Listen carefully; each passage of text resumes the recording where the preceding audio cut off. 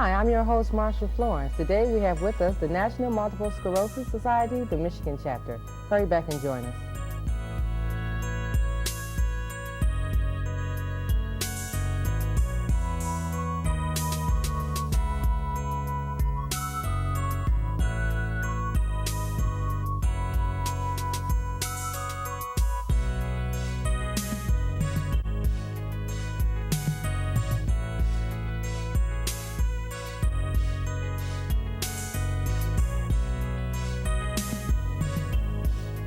Hi, I'm your host, Marsha Florence for Just Ask. Today we have with us the National Multiple Sclerosis Society of Michigan. Our guest today is Ilana Chrisman, Director of Communications. Hi, Ilana. Hi, Marsha. Great to be here. Thank you for coming. Now, Ilana, I want to start off with a particular question, and that basically is, what is MS? Well, it's a great question because there's a lot of confusion about multiple sclerosis out there. A lot of people confuse it with muscular dystrophy, or Jerry's kids. MS is actually a disease of young adults. In fact, it's the most common neurological disease of young adults that there is. Like I said, it's a neurological disease. It's a chronic condition. People are usually diagnosed with MS between the ages of 20 and 40. So it strikes them when they're just starting out their careers and their lives, newly married. And it can be particularly devastating because it's a very unpredictable disease. Okay, so what is the history of the agency itself? Well, the National Multiple Sclerosis Society has been around for 50 years now, actually 52 years nationally and 50 here in Michigan. We're based in Southfield, and we offer a lot of programs for people with MS and their families. We have over 70 self-help groups throughout the state. We do cover the entire state of Michigan. We also have some clinics that we serve, and we have equipment programs, and really our most asked for service is information referral. So people out there, if they are newly diagnosed with MS or they know somebody with MS, they call us, and we are the comprehensive source of information for people with MS and their families. Okay, so does the staffing consist of physicians or social workers, or what does the staffing consist of? We do have some social workers on staff in our services department. We have that department that really services the people with MS and their families. They're the people that coordinate the different programs that we have across the state. We also have a fundraising department and your usual administration department. Any volunteers? We actually are very volunteer driven. In fact, we work with over 3,000 volunteers throughout the year. We have a relatively small staff of about 40 people that serves over 14,000 people with MS across the state. So we really have to rely on volunteers to get our work done. We couldn't do it without them. That's wonderful. Now, could you tell us briefly what would be some side effects or some symptoms for MS persons? I mean, yeah, it's actually, like I said before, MS is a really unpredictable disease, and that's why it's so devastating to people. When you're diagnosed with another illness, usually you can go into the doctor and they'll tell you, okay, you have this specific disease and this is what's going to happen to you. And in 5 years you can expect that you're going to feel this way, and in 10 years you're going to feel this way.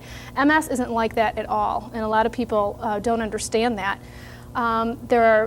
What happens in MS is it affects the nervous system, and it affects everybody differently. And really it's the myelin, which is the covering around the nerves, that's affected in MS, and there's scarring that goes on. And that's what multiple sclerosis means, many scars. And it happens in everybody in different places. So symptoms might be blurred vision for one person, or trouble with walking, or trouble speaking. Some people become completely blind. Other people can't walk at all.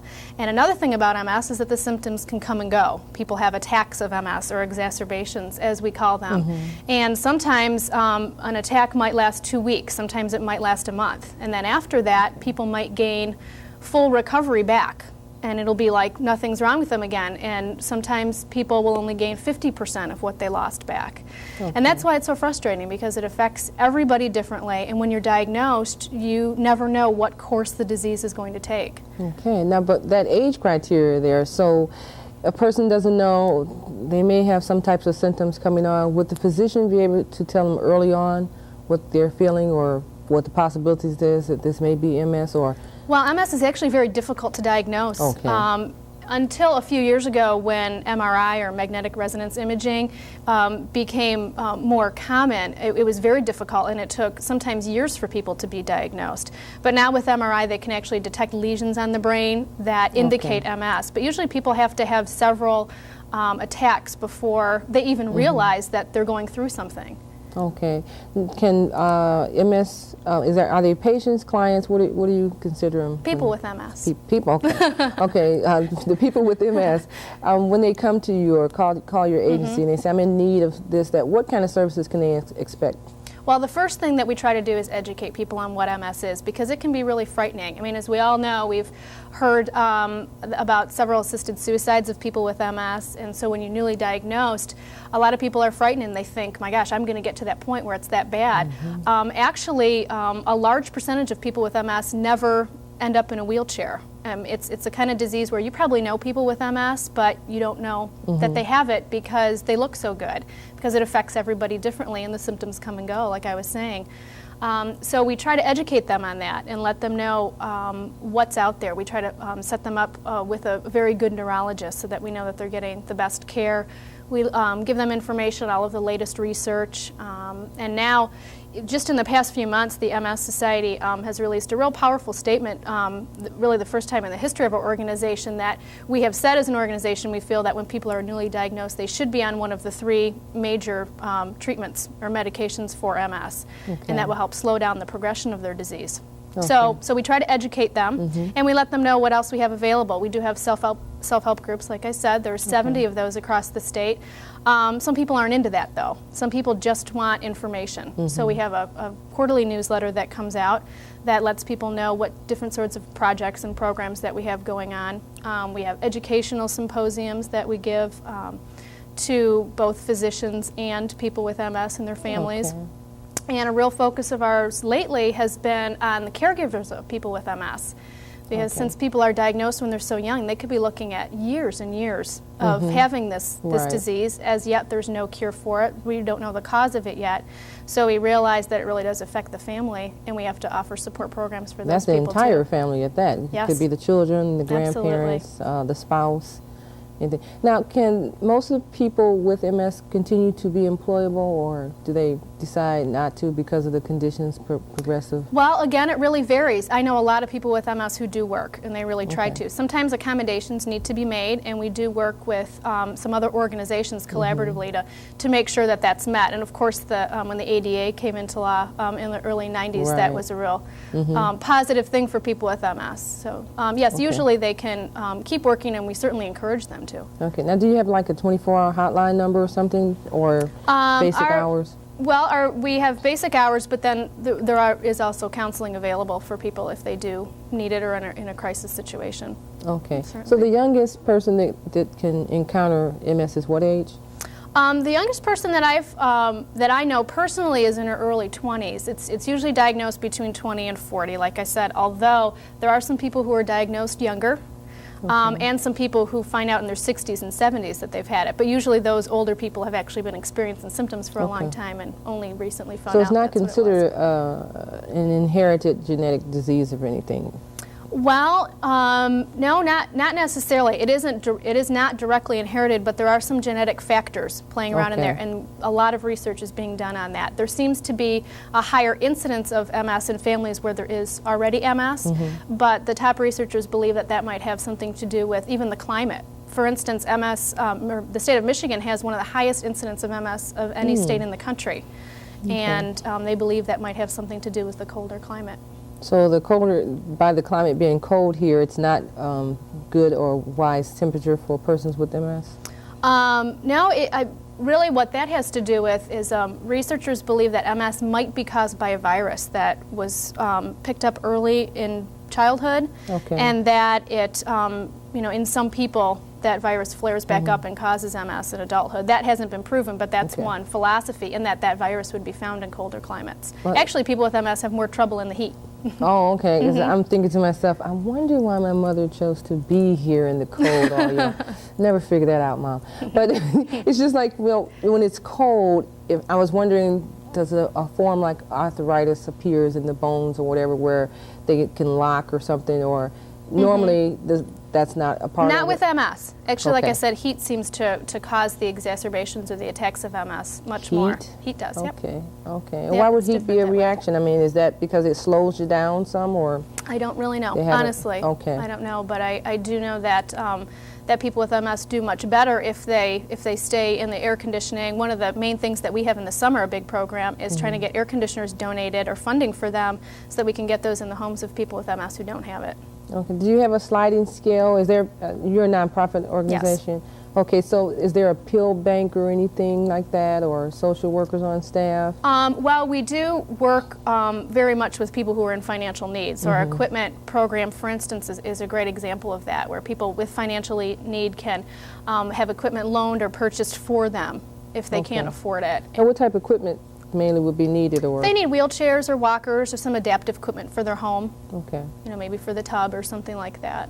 Okay, that would make sense. So is the director of communications, are you in charge of putting programs together more or less to inform the people what goes on?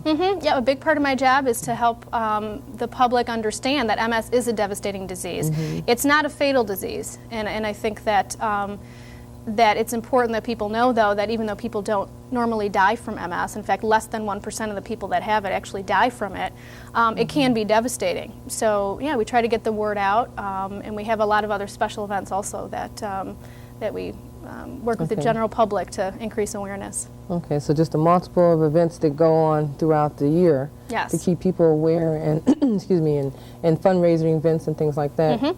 Okay. Well, I tell you what, Ilana, we're going to go to a commercial break, and when we come back, we'll discuss some of the things on the table here. Great. Okay, we'll be right back.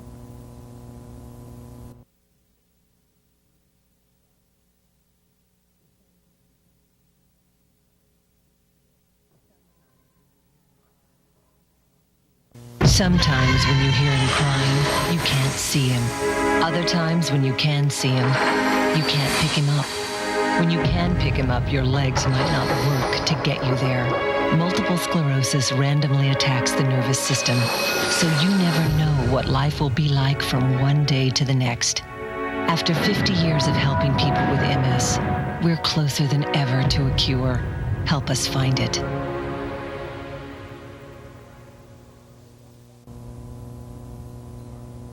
Hi, and welcome back to the second half of the show. For those of you who are just now joining us, we have the National Multiple Sclerosis Society, the Michigan chapter, Ilana Chrisman. Ilana, let me go back to a question that I should have asked before we cut off. I wanted to ask you about the fundings.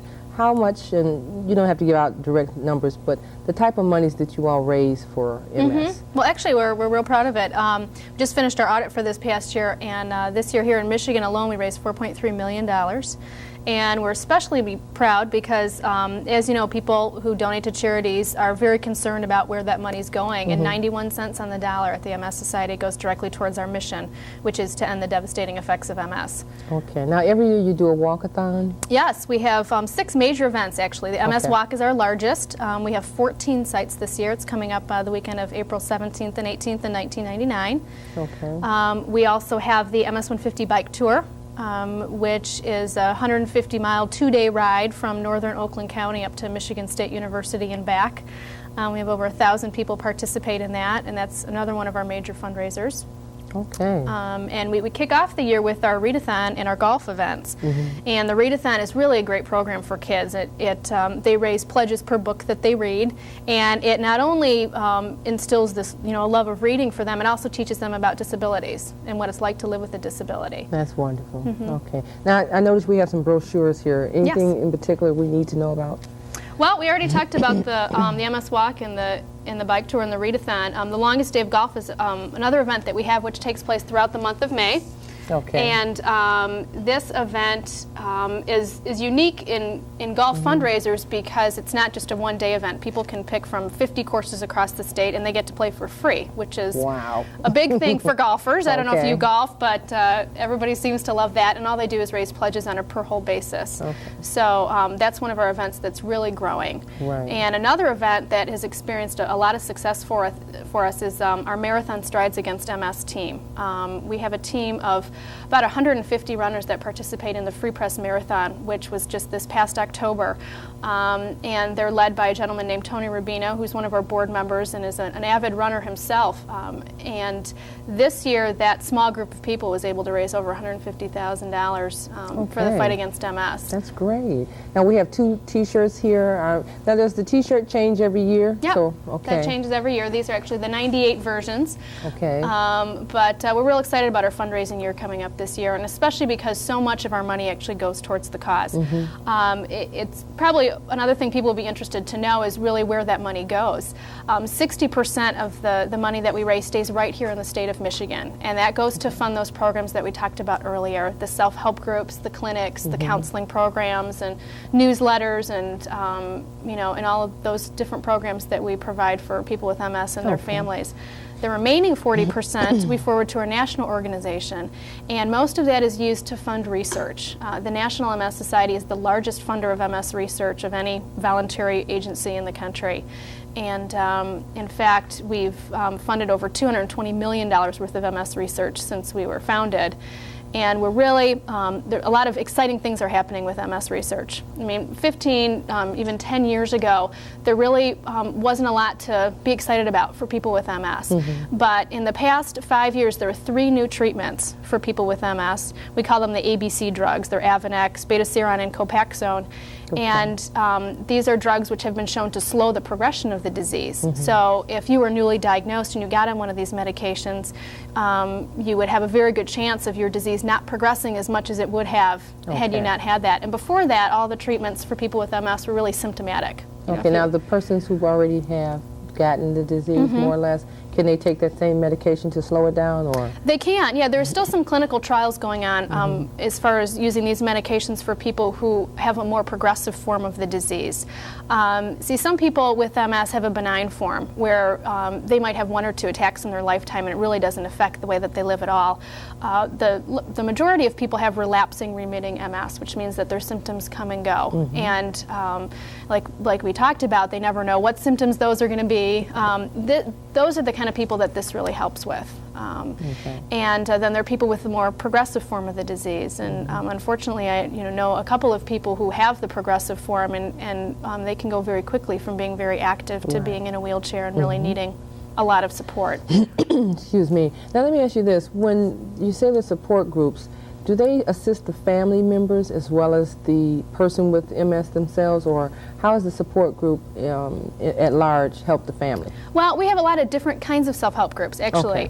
In the Metro Detroit area here, we have a singles group, which is really active. They have a lot of fun, and they do get together on a regular basis in our office and meet and talk about MS-related issues, but they also do a lot of social things outside. We have special support groups just for caregivers. We're looking in the future to have some more programs for kids, which is really one of our main focuses coming up here in the next few years. And then there are groups for people with MS. Because that's a great effect on children, I'm sure, when the parent. Sure it does, yeah. MS is a disease that where children don't normally get the disease. A lot of times they end up being caregivers for their parents, and they have to grow up, as you can imagine, a lot more quickly than they would have otherwise. Okay. So is there an age criteria with the children that they should understand, or they are taught information? Well, we certainly encourage people to have their kids involved, at a very early age in understanding what the disease is, because of course it could be very frightening for these kids to not know what's happening to mom or dad, or why is mom so tired all the time, or why can't they, come to my soccer game or something like that. So the National MS Society has come up with some coloring books for kids with MS to help them understand, and some literature and videos and all to really bring them along and let them know that they don't need to be afraid. Their parents aren't going anywhere. Okay, so that's actually like walking them through it along with the parent. Okay, yeah, I'm sure the parents find that enlightening, because they're worried about their children the whole time. I won't be able to be involved in the activities and blah blah blah. And so the support group can give them some insight on preparing their children. Okay. Absolutely. Okay, that's great. I'm sure that's got to be relief for a family, especially little children, as far as like 5 and 6 years old, who are very rambunctious children. Yeah. Yeah, and that prepares them. Now, let me ask you this. In the event that all these fundraising events take place, are they yearly or do they have a block season? Do you work in a block season for your events? Well, since a lot of our events are revolve around sports, they tend to be in the summer, which makes us a little crazy because we really rely on the weather a lot. Okay. We do have other types of events, though. We have a black tie event called A Midsummer Night's Dream, which is at the end of July. It's actually one of the largest such gala events in the Metro Detroit area. We had 500 or 600 people last year. And so we try to come up with events that appeal to everybody. And we also are trying very hard to include people with MS and their families. If they can't participate in an event like the bike tour, we encourage them to come out and volunteer at the event, to come out and work at a rest stop or aid station along the way, or to be in the cheering section. So that's another way that we need and utilize volunteers. Try to I'm sure more people who get involved, the clients or people themselves with MS, it would be beneficial for them to learn as much as possible and get to communicate with people without, so they can inform them. About, yeah. Public awareness and doing shows like this are very important to us because there is that the trouble that we have with sounding like other diseases and people not really understanding what MS is. Because the two names do almost go together. Multiple, is it dystrophy? Muscular dystrophy. Sorry, Jerry. Muscular dystrophy. Okay, and MS. Yeah, they do kind of. There's a lot of confusion, and people think that, well, and because muscular dystrophy is referred to as MD and we're MS. Okay, MD. Okay. Yeah, but very different diseases. Okay, well that's pretty good there. So, Ilana, is there a number that we can contact you by, or if a person was interested in finding out some information? Is there Absolutely. A number? Our office is located in Southfield, and people can call us at 248-350-0020. Okay. Is there any 800 numbers in case they're visiting another state or need some information? Certainly. Here, our local 800 number is 243-5767, but our National MS Society has a number 1-800-FIGHT-MS, which is, that's valid nationwide, and people just have to hit 1 and they get to the local chapter and they can get all the information. So that's 1-800-FIGHT-MS. Okay, that sounds right. Yep. And we also have a new website this year. So, trying to be the best source of information for people with MS, that's at nmssmi.org. Okay. I'm sure the website has got to be a great deal of help. Well, it's been a big project getting it up and running. We want to make sure that it has enough information for people out there. But certainly people are using the internet more and more, and we realized that if we wanted to keep up and really be there the way people needed us to be, we needed to go that direction. So on the website, more or less, you can get information like the history or symptoms, side effects, or locations and things like that? All of that. The information on the most up-to-date, cutting-edge research that's going on. We have listings of neurologists and counselors, equipment programs, financial assistance programs.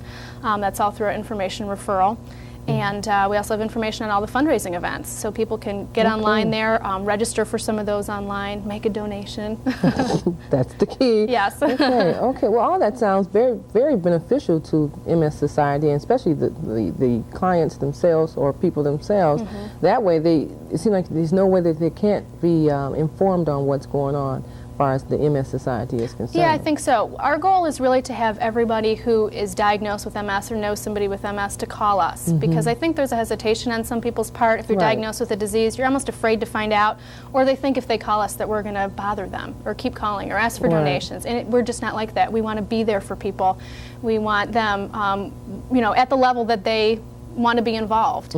So we offer programs that are they can be very active in, or they can sit back and and we'll help get them involved. It seemed like, I guess with the new millennium coming into effect, that a lot of people who have encountered some form of disability or another should want to get involved and tell themselves, this is my year, or I'm going to make a change, and change for the better, or I'm going to be well informed. You're right. And we hope that a show like this will help in that endeavor, because there's no way I would want to go through society wondering, what if, if I had picked up the phone, or I should have called so-and-so, or someone gave me literature but I didn't read. Sure. Everyone can't read, so shows like this can assist.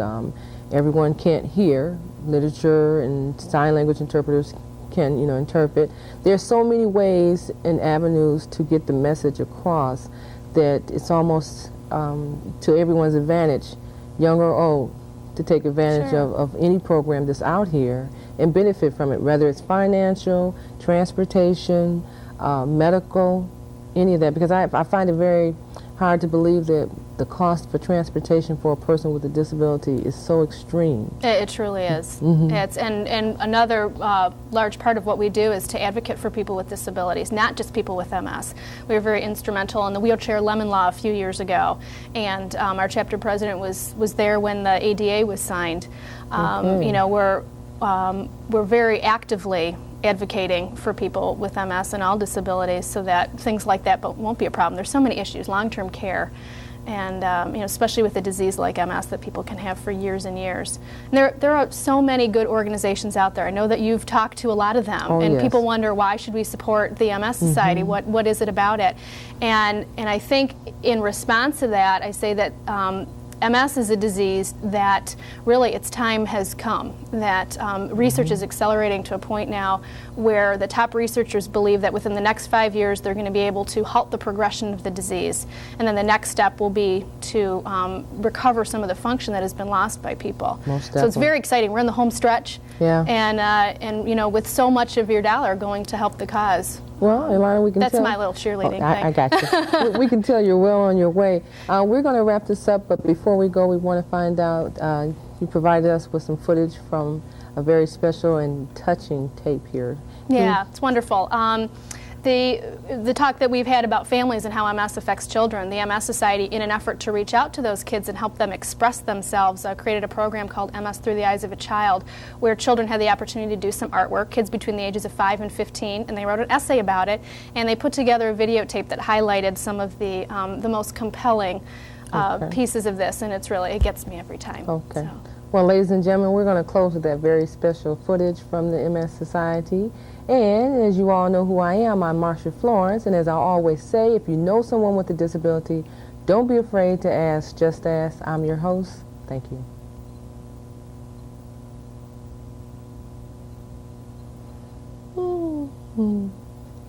That was the simple part right there.